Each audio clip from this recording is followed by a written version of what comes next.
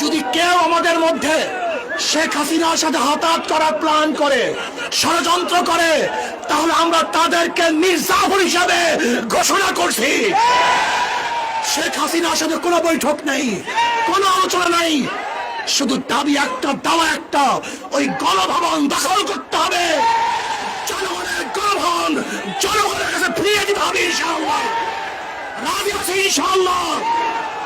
আমরা জীবন দেব, রক্ত দেব, রাজপথ ছাড়ব না। শেখ হাসিনা উৎখাত করেই ছাড়বে ইনশাআল্লাহ।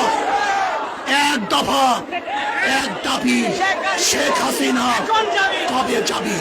এক দফা, এক দাবি, শেখ হাসিনা কবে যাবি? শেখ হাসিনা এখন যাবি। এক দফা, এক দাবি, ইনশাআল্লাহ আন্দোলন চলছে, চলবে, চলতে থাকবে। আগামীকাল গণমিছিলে সবাই অংশগ্রহণ করবেন, কেউ ঘরে থাকবেন না। যদি মরার জন্য হই, আমরা কেউ মরবো না। আর বাঁচার জন্য বিচ্ছিন্ন থাকি, আমরা কেউ বাঁচতে পারবো না। এই সংগ্রামী ইনশাআল্লাহ আমরা সবাই আছি, থাকবো। কি রাজি আছি ইনশাআল্লাহ?